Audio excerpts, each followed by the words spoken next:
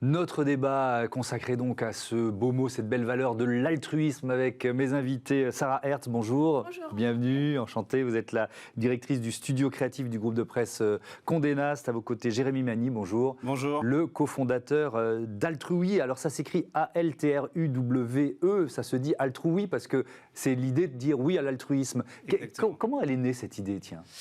On est parti du constat, que vous partagerez peut-être, que l'altruisme, c'est le point commun de toutes les actions positives, notamment toutes les associations, que ce soit l'idée d'aider les gens en difficulté dans son quartier ou sauver les ours polaires à l'autre bout de la planète. Il y a cette notion de ne pas être égocentré, ou en tout cas pas à 100% de son temps, et d'être ouvert au monde, ouvert aux autres. Et peut-être naïvement, on a considéré que si on arrivait à infuser cette valeur de l'altruisme un peu plus largement dans la société, si nous étions tous un petit peu plus altruistes dans nos comportements, la société s'emporterait encore mieux. Ouais. Et alors ça passe par quoi ? C'est un réseau social, c'est ça ? C'est une application mobile, effectivement, communautaire, qui vise à, d'un côté, rassembler le plus grand nombre de contenus positifs, inspirants, qui donnent envie d'agir. C'est des contenus que vous trouvez un peu partout sur Internet, mais souvent masqués ou cachés entre 3 faits divers et 4 homicides. Donc on les récupère, on les recentre. Et puis surtout, c'est pour ça qu'il y a le oui d'Altrui, il y a une notion de communauté derrière. On demande à nos membres de s'engager à les repartager. Et donc à décupler la visibilité de ces contenus pour les rendre plus largement diffusés et espérer que par contamination positive, par mimétisme social, plus les gens seront confrontés à ce type de contenu, plus ils seront influencés positivement. Ouais. Sarah Hertz, vous êtes la fondatrice du magazine Give, qui est édité par Condé Nast. Est-ce que le contenu éditorial de Give, ça rejoint finalement la logique ou les valeurs d'Altrui ? Mais on s'est rencontrés grâce à ce magazine. Give, c'est l'acronyme de Générosité, Innovation, Valeur, Émotion. Et au sein de Condé Nast, qui est un groupe de presse dans lequel nous faisons des magazines parfois centenaires comme Vogue ou La Qualité Prime, on voulait rassembler toutes nos expertises éditoriales au service justement de contenus qui font du bien, qui sont positifs et qui changent durablement les choses de manière inspirante. Et quel est votre rôle au sein d'Altrui ? Vous jouez quel rôle ? On s'est rencontrés parce qu'on a aidé l'équipe de Jérémy à créer tous les éléments de discours, la maquette. Et puis surtout, on s'est rencontrés parce qu'on partage vraiment cet intérêt profond pour l'altruisme. Largement inspiré quand même par les travaux de Mathieu Ricard. Donc on a travaillé ensemble sur la plateforme de marque, le graphisme, l'impact visuel. Ce que je trouve très intéressant, parce que Jérémy est vraiment un expert de l'Internet, c'est qu'il a fait de ce réseau social une plateforme positive où les contenus les plus engageants et positifs sont poussés en avant, alors que sur les réseaux sociaux en général, on sait que les algorithmes ont tendance à pousser plutôt les contenus qui inspirent des impressions négatives. Oui, les fake news vont 6 fois plus vite, c'est le chiffre qu'on donne le plus souvent que les infos vérifiées. On est face à ce défi collectif, nous qui faisons l'intermédiaire, les médiateurs avec le public. Vous avez dirigé, Jérémy Magny, Nettino, qui était spécialiste de la modération de contenu sur Internet. Oui. Effectivement, le défi, c'est de partager ce qui fait du bien, quoi, en fait. Mais sauf que 6 fois plus vite pour les fake news, peut-être que la tendance naturelle, c'est plutôt de partager ce qui nous choque ou ce qui nous fait peur ou ce qui... Vous voyez ce que je veux dire ? C'est un fait. Moi, j'étais témoin et commentateur de cette haine en ligne pendant 10 ans. Et à la fois, il faut être honnête, quand on regarde de près, il y a probablement beaucoup plus de choses positives sur les réseaux sociaux que de choses négatives. Sauf qu'on n'en parlera pas assez parce que ça nous choque moins. On parlera toujours moins de 100 personnes qui collaborent en silence que de 2 personnes qui se bagarrent. Moi, ça m'a toujours frustré. Et donc là, on ne l'a pas encore dit, mais on est dans le cadre d'une logique associative, sans but lucratif. Donc on s'affranchit complètement de ces logiques d'algorithme. On n'a pas de données personnelles, on ne cherche pas de la publicité. Et c'est éphémère, je l'ai dit dans les titres. Ça a démarré quand 1er décembre, ça a duré 1000 jours. 1000 jours. Mais pourquoi c'est éphémère ? Alors, parce que Yves Delnat, le cofondateur, et moi-même, on vient du monde de l'entreprise. Et on sait bien que quand il n'y a pas de date butoir à un projet, c'est qu'il n'est pas important. Il peut toujours être repoussé. Donc on s'était dit, si on ne donne pas une date limite pour avoir un impact, pour faire quelque chose, les gens et nous-mêmes pourront toujours dire, bon, on publiera ce contenu demain, on reviendra plus tard. Et en fait, ça décollerait probablement jamais. Donc on se donne ce pari de se dire jusqu'où ce mouvement altruiste est capable d'aller en 1000 jours. s'il n'a pas décollé, tout le monde s'en fichera de savoir qu'il est mort au bout de 1000 jours. Probablement que plus personne n'en parlera depuis un moment donné. Si ça décolle, ce qui semble être le cas, on est encore récent, mais la tendance est positive, on aura le temps, peut-être un an avant, de sonder notre communauté et de dire qu'est-ce qu'on en fait. Mais probablement une version 2 plus ambitieuse ou des événements plus physiques, parce que notre petite frustration, c'est d'être 100% en ligne. C'est facile après pour parler des gens aussi bien au Québec que dans le sud de la France, en Belgique et en Suisse, et ailleurs dans la francophonie, parce qu'on est francophone aujourd'hui. Mais on aimerait quand même rencontrer physiquement les gens, et ça sera probablement l'étape d'après. Sarah Hertz, est-ce que vous assumez le côté un peu utopiste de la démarche? Mais l'utopie, c'est un bel horizon. Oui. Et en plus, en fait, ce qui est intéressant dans le projet de Jérémy, c'est que l'utilisateur, on lui redonne un rôle anobli. C'est-à-dire que sur les réseaux sociaux, on peut partager un contenu qu'on ne lit pas, et c'est souvent le cas. Sur Altrui, on ne peut pas partager un contenu qu'on ne lit pas. En général, l'utilisateur a un rôle actif. Et comme le dit Mathieu Ricard, en fait, être altruiste, ça fait du bien et ça rend heureux.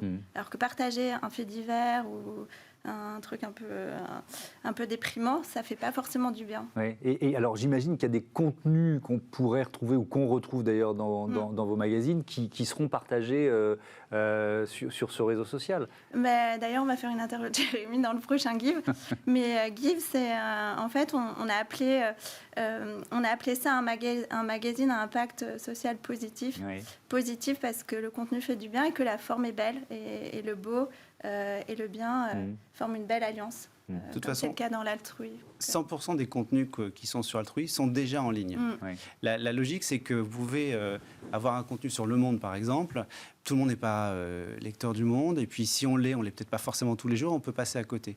Donc, l'idée ici, c'est de rassembler, ça s'appelle la curation, les contenus qui viennent d'un peu partout. Alors, Le Monde, il y a des chances qu'on le voit passer, mais il y a certains blogs qui sont exceptionnels, très bien écrits, même s'ils ont peu d'audience, où il y a des contenus édités par les grandes associations sur leur site Internet qu'on ne va pas forcément visiter. Pourtant, c'est des témoignages de bénévoles, c'est des actions de terrain qui ont une valeur éditoriale très forte. Et nous, on veut rassembler tout ça. Et donc, ça marche par cet effet de communauté. C'est-à-dire, vous comptez sur la communauté que vous créez pour vous alerter sur les contenus positifs, c'est ça? Trois choses. Pour soumettre à la communauté des contenus, premier point. Pour deuxièmement, les modérer, parce qu'il y a une logique de qualité éditoriale. On ne va pas laisser tout passer. Donc, quand vous soumettez un article, vous, Thomas, si vous soumettez, ça sera anonymement lu par une sélection de modérateurs qui vont décider si ce contenu a sa place sur Altrui. Alors, ce n'est pas un modérateur comme on le fait un peu partout sur les réseaux sociaux. C'est en général une dizaine. Et donc, il y a une note sur 10. Et si cette note est suffisamment élevée, ça passe, ça devient public. Et à partir de là, c'est le troisième temps, on compte sur la communauté pour le relayer. C'est-à-dire concrètement, prendre ce lien et le publier sur leur propre page Facebook, leur compte WhatsApp,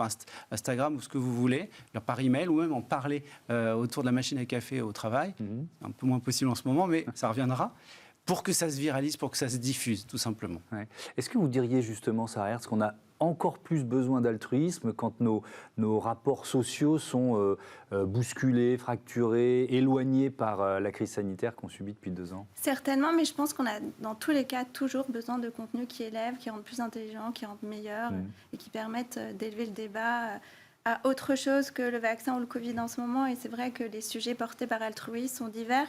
Et comme le disait Jérémy, les fondations sont des émetteurs extraordinaires de contenus inspirants qui mettent en avant des inconnus, des choses fabuleuses. Et ça fait du bien de lire ça, en fait. Ça fait vraiment du bien. Est-ce que c'est un hasard si vous lancez ce réseau social éphémère en pleine campagne présidentielle française? C'est un hasard du calendrier. C'est vrai. Pour être franc avec vous, cette idée, elle trotte dans la tête depuis quelques temps déjà. Après, il fallait le temps de la mettre en place, de financer aussi, parce qu'aujourd'hui, c'est uniquement financé par Yves et moi. On a la chance tous les deux d'être des entrepreneurs qui avons revendu nos entreprises respectives, avoir mis de l'argent de côté et sécurisé l'avenir de nos enfants. Donc c'est sur votre argent perso? Pour l'instant, c'est exclusivement sur notre argent personnel. Quand on aura dépassé un cap, on pourra peut-être se permettre de solliciter des mécènes ou autres. Mais aujourd'hui, on voulait d'abord lancer et montrer qu'on était capable de le faire nous-mêmes. Mais ça ne peut pas se faire tout de suite. Il fallait d'abord que cette étape-là de sécurisation de budget soit faite. Puis ensuite, il faut le temps de le sortir. Il se trouve qu'on est sorti fin 2021 et qu'on arrive rapidement dans la campagne. Mais on est francophone, vous savez, on a beaucoup de Québécois qui nous suivent, de Belges, de Suisses qui sont moins impactés par cette campagne française. Mais c'est vrai qu'elle va jouer. C'est quel budget d'ailleurs? C'est un budget, on l'a communiqué, on a été franc, de 500 000 €, 750 000 $ canadiens, parce que j'habite à Montréal. C'est à peu près l'équivalent aujourd'hui de frais de fonctionnement. Ce n'est pas de l'argent qu'on a tout dépensé aujourd'hui, mais qui va permettre d'aller jusqu'au moins la fin de cette année. Est-ce qu'on est dans le domaine des idées ou du concret. Vous voyez ce que je veux dire? C'est-à-dire que en quoi le contenu d'Altrui, ça peut être une réponse aux défis auxquels on est confronté, notamment les défis de transition écologique dont on parle beaucoup, d'impact sociétal et de rôle des entreprises, rôle sociétal des entreprises. Est-ce qu'on est dans le concret malgré tout? Par exemple, dans le partage des bonnes pratiques. Ça peut être ça le concret. Hein. Mais en fait, ce qui est intéressant, c'est que là, on est dans ce qu'on appelle la tech for good. Ouais. Ce que dit pas Jérémy, c'est qu'il a une expertise technologique incroyable à Kiev et en quelques mois, ils ont quand même mis en place une application qui est dingue en termes d'efficacité. Enfin, créer un réseau social, c'est pas aussi évident. Quand on met la technologie au service du bien, ça peut créer des vocations. Sur Altrui, si vous avez 20 ans et que vous voulez faire un stage dans l'humanitaire ou trouver un programme de formation dans une ONG ou quelque chose comme ça, l'info est sur Altrui. Et c'est une info qui est assez dispersée, en fait. Il n'y a pas tellement de médias qui centralisent tout ça. Et le rôle d'Altrui, c'est en effet de permettre à tous d'avoir un impact un petit peu plus concret dans la vie. J'ai des exemples concrets si vous voulez à donner, mais on reçoit énormément d'emails de nouveaux membres qui nous remercient. Certains nous critiquent, mais c'est la règle du jeu. Mais ceux qui remercient donnent des exemples de... Voilà, certains sont devenus flexitariens, on mange moins de viande, d'autres commencent à trier leur plastique, ont pris le vélo plutôt que prendre la voiture. Et généralement, on se rend compte que ça, on n'est pas né comme ça, c'est pas venu du jour au lendemain en se réveillant, c'est parce qu'on a été confronté à un récit de type un article, une vidéo, un podcast ou une conversation avec quelqu'un qui nous a inspiré, entre guillemets, convaincu de se dire que oui, le plastique, ça peut finir dans les océans, je vais essayer de réduire ma consommation. Et donc, tout l'esprit d'Altrui, mais il y a un côté naïf qu'on assume, c'est de se dire, si on diffuse ce type de contenu-là, il y a plus de chances que des gens le lisent, et pourquoi pas s'éveiller à se dire, moi aussi, je dois faire quelque chose à ma petite échelle. Et si on cumule les échelles, il y a un effet de levier qui va se faire. Si on a réussi à transformer 1 ou 2% de, je sais pas, des centaines de milliers de personnes ou 1 million de personnes, tout de suite, il y a beaucoup plus d'impact que si juste Yves et moi, on s'était engagés dans une association caritative. C'est vraiment ça, la philosophie. Ouais. Dernier mot, vous l'avez un peu évoqué, mais sur les 1000 jours, qu'est-ce qui pourrait se passer après dans vos rêves, tiens? Alors, dans nos rêves, déjà aujourd'hui, on n'est que francophone parce que ça coûte déjà beaucoup d'argent et que c'est beaucoup d'énergie. On adorerait qu'il y ait une version anglo-saxonne, germanophone, hispanophone, bien évidemment, et que ça devienne un peu plus global. Dans nos rêves aussi, on adorerait avoir des communautés locales qui, derrière, peuvent organiser des événements physiques, concrets. Parce que la frustration d'être virtuel, elle existe toujours. Dans nos rêves, on a des tas d'idées de fonctionnalités beaucoup plus communautaires, dans lesquelles on pourra se permettre de plus se parler, échanger. Aujourd'hui, on est sur une V0, V1, on va dire, qui est ce qu'elle est. Elle est relativement jolie, mais elle pourrait être tellement plus belle si on avait eu plus de temps et plus d'argent. Donc, il y a plein d'idées. Mais surtout, on est des entrepreneurs très pragmatiques. Je finis en un mot là-dessus. Ouais, c'est dire qu'on a voulu lancer quelque chose, recevoir les feedbacks de la communauté et faire évoluer en fonction de ces feedbacks-là. Donc, on est sur ce process-là aujourd'hui. Bon, et on espère que vous pourrez partager pas mal de contenus qui viennent de cette émission. Et on espère que vous le ferez vous-même. Vous ferez membre de la communauté. Je vais rentrer. C'est décidé après vous avoir entendu. Merci à tous les deux.